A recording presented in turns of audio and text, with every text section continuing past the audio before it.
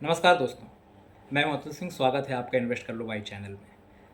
पैसा कमाना, खर्च करना और भविष्य को सुरक्षित करना ये इंसान की सबसे पुरानी चिंताएं हैं। लेकिन समाज कैसे तय करता है कि हर नागरिक को न्यूनतम सुरक्षा, शिक्षा और स्वास्थ्य मिले? यही सवाल हमें ले जाता है वेलफेयर स्टेट की ओर। आज मैं आपको ले चलूँगा एक सफ़र पर, जापान से लेकर अमेरिका, चिली से लेकर यूरोप तक, जहां हम देखेंगे कि वेलफेयर पॉलिसीज़, पेंशन रिफॉर्म्स और फाइनेंशियल मार्केट्स ने कैसे बार बार इंसानों की ज़िंदगी बदल दी। शुरुआत करते हैं जापान की कहानी से। Welfare super powers.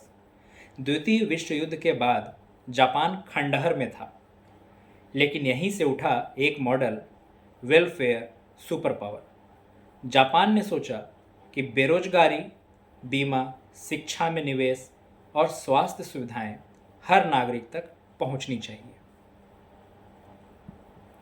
1970 तक जापानी समाज में एक तरह की समानता थी। अमेरिका जहां अमीर गरीब में बटा था, वहीं जापान की इक्वालिटी ज़्यादा थी। लेकिन एक दिक्कत, जैसे जैसे इकोनॉमी बढ़ी, वेलफेयर का बोझ भी बढ़ता गया। सवाल उठने लगा, क्या वेलफेयर इतनी तेज़ी से सस्टेन हो पाएगा?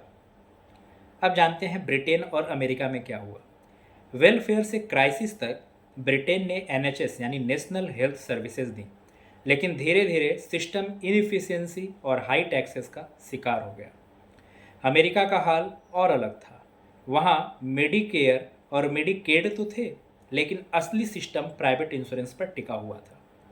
इसका नतीजा यह हुआ कि हेल्थ केयर महंगा, इनइक्वालिटी ज़्यादा और पब्लिक डिससेटिस्फैक्शन बढ़ती गई।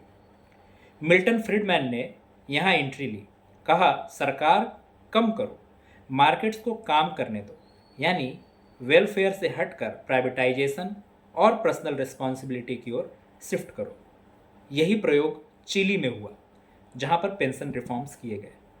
फ्रीडमैन और उनके शिकागो बॉयज़ ने चिली में पिनोचेट सरकार के साथ मिलकर एक बड़ा बदलाव किया। उन्होंने पुराना पे एज यू गो सिस्टम तोड़ा और कहा, हर आदमी अपना पैसा पर्सनल रिटायरमेंट अकाउंट में डालेगा। मतलब सरकार पर निर्भरता कम, सेल्फ रिस्पॉन्सिबिलिटी ज़्यादा। पर इस मॉडल ने इनइक्वालिटी भी बढ़ाई, क्योंकि हर कोई कंट्रीब्यूट नहीं कर पा रहा था। फिर भी लैटिन अमेरिका में, पेरू में, कोलंबिया में जैसे देशे इसे अपनाए। हुआ क्या? अब आते हैं फाइनेंशियल मार्केट्स पर। रिस्क मैनेज करने के लिए फ्यूचर कॉन्ट्रैक्ट्स है। किसान पहले ही तय कर लेते थे कि उनकी फसल किस दाम पर बिकेगी। धीरे धीरे फ्यूचर्स सिर्फ एग्रीकल्चर तक नहीं रहे, ऑयल, मेटल्स और करेंसीज तक फैल गए। फिर आया derivatives, swaps, options, credit default swaps, weather derivatives. सोचिए, आज लोग इंश्योरेंस लेते हैं ह्यूरिकेन से बचने के लिए, या डेरिवेटिव खरीदते हैं मौसम के एक्सट्रीम से हेज करने के लिए। यानी रिस्क को भी मार्केट में बेचने और खरीदने का सिस्टम बन गया। नतीजा क्या हुआ? इस पूरी जर्नी में हमें क्या मिलता है? वेलफेयर जरूरी है, लेकिन असीमित वेलफेयर सस्टेनेबल नहीं बन पाता लॉन्ग टर्म में। प्राइवेट पार्टिसिपेशन और पर्सनल रिस्पॉन्सिबिलिटी इक्वली ज़रूरी है। फाइनेंस ने टूल्स भी दिए, फ्यूचर्स और डेरिवेटिव्स, जिनसे रिस्क को डिस्ट्रीब्यूट किया जा सके।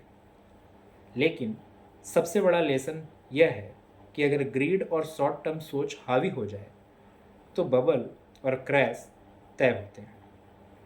दोस्तों, ये कहानी हमें बताती है कि चाहे वो जापान का वेलफेयर मॉडल हो, चिली का पेंशन रिफॉर्म हो या वॉल स्ट्रीट के डेरिवेटिव्स, आखिरकार सिस्टम इंसान के व्यवहार पर निर्भर करते हैं। लालच और डर यही मार्केट को चलाते हैं और यही इसे गिराते भी हैं। मिलेंगे अगले एपिसोड के लिए, तब तक के लिए धन्यवाद।